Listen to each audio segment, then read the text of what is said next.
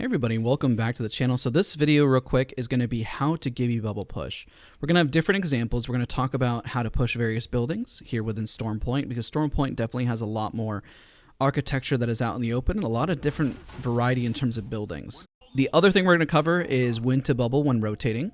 We're going to talk about open spaces that you can definitely bubble to be defensive and protect yourself. And we're also going to just talk about other various tips in terms of gibby's bubble. So we'll get into it. Okay, we're going to start with Athena in terms of bubble pushing. Let's say that there is a team hunkered down in this building here. We're going to run up into as many different buildings, and I'm going to highlight the benefit of using gibby bubble pushes. In this example, we're going to push the building. So let's say you were to throw your bubble right at the edge of it. The reason why you want to have this around this angle, you can even move it up a little closer. But the ideal part is that you want to pretty much be able to bubble dance and get into a fight. Ideally, you need a burst damage weapon for that. So a shotgun is going to be best when utilizing for burst damage. A wingman is also really strong.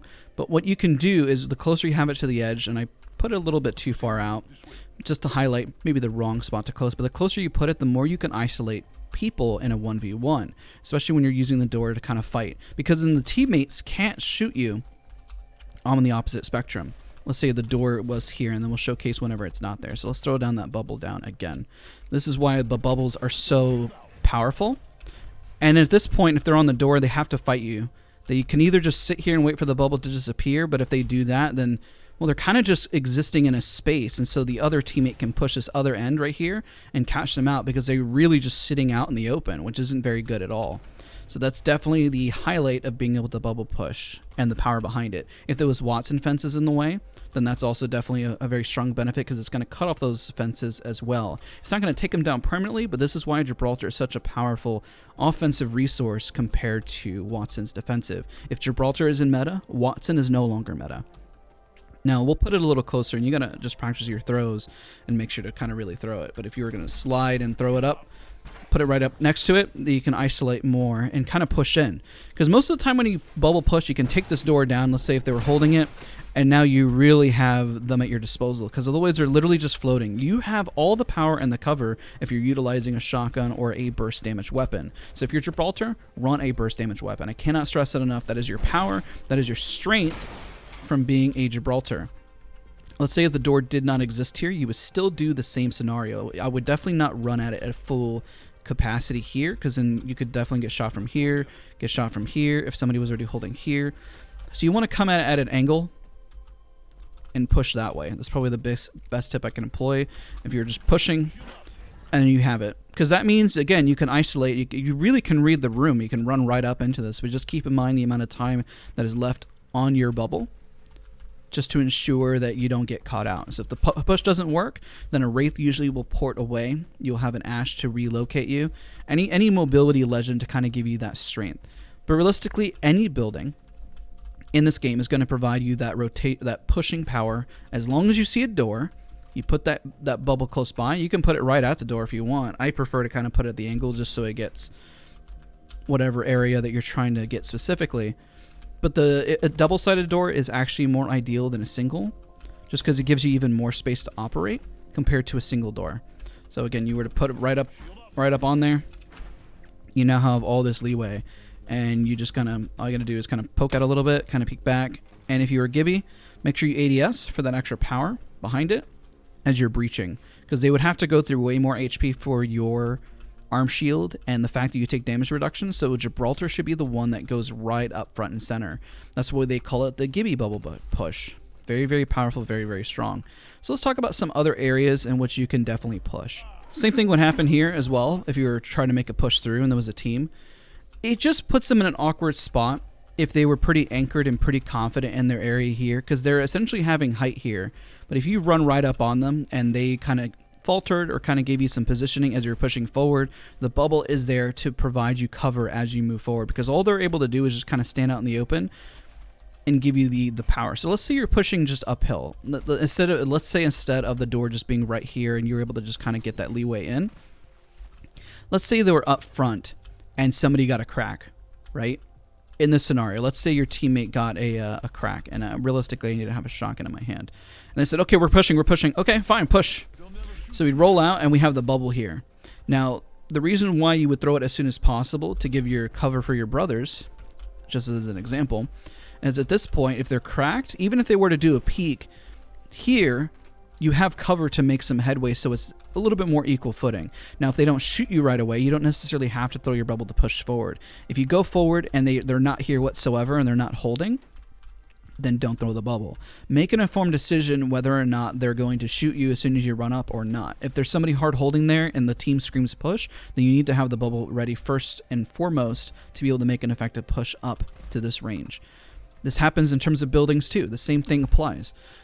Your bubble should go out the minute that you see an enemy, or you can predict that an enemy is going to peek. So if we're pushing, let's say this building here, let's say we were sniping right here, and then somebody got a headshot for 110 damage, and they back up. Immediately, you should already be running up, and then you should put your bubble as close as you can and bubble push right up and forward.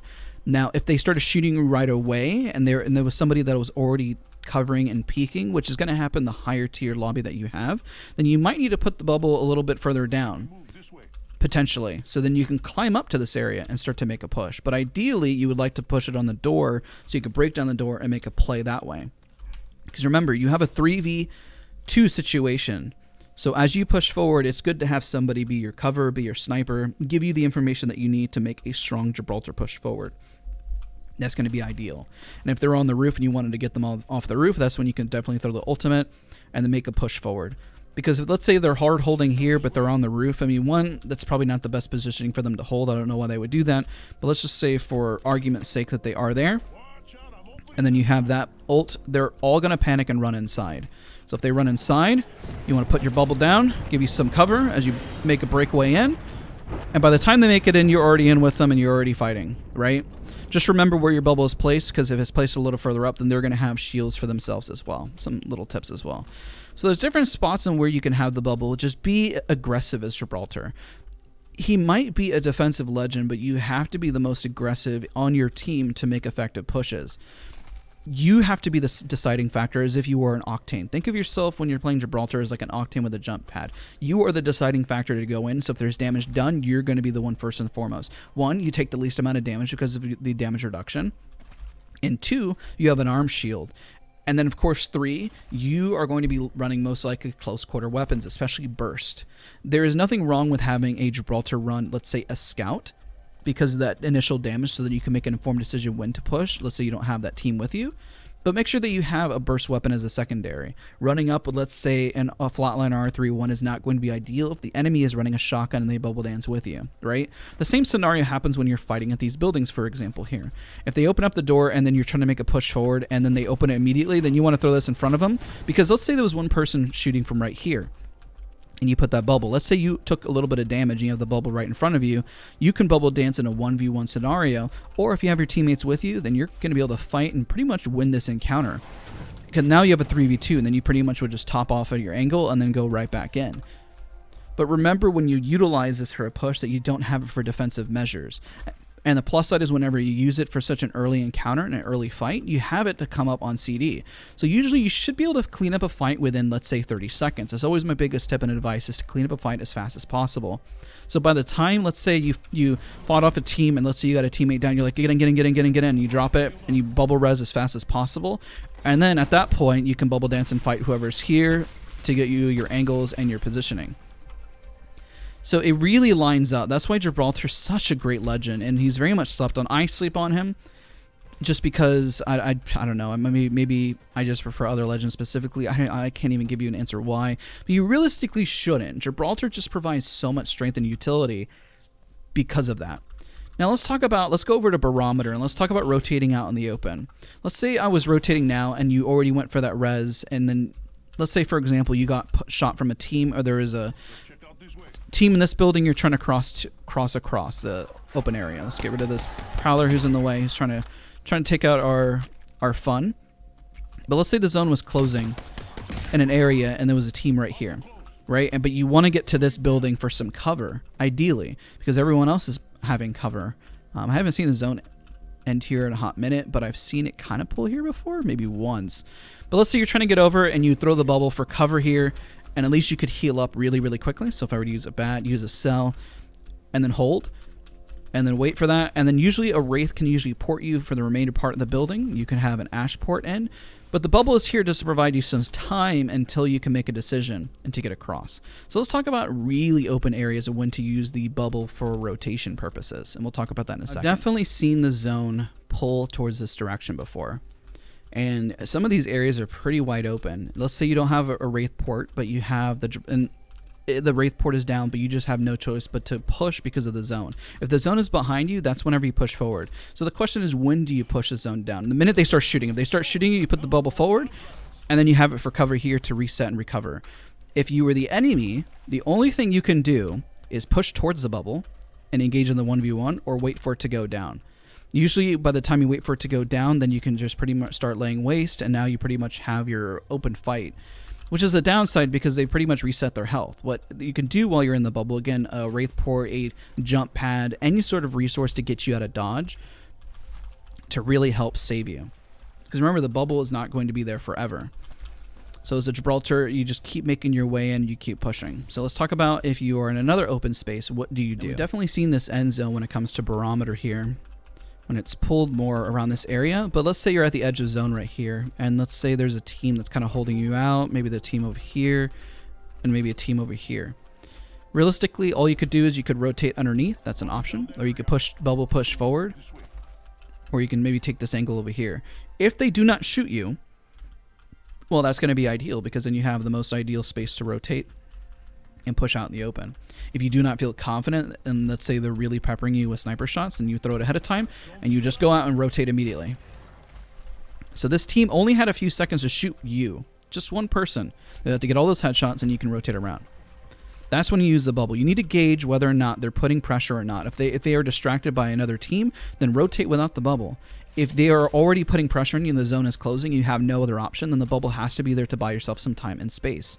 If you do not have an option. The beauty of why you want to have the bubble, let's say the zone is ending in probably the most unideal situation. Let's just say the bubble was in a horrible spot. Like it was ending here in the open. I have yet to see that, thankfully, ending in that poor of a spot. But let's say it was just everyone out in the open.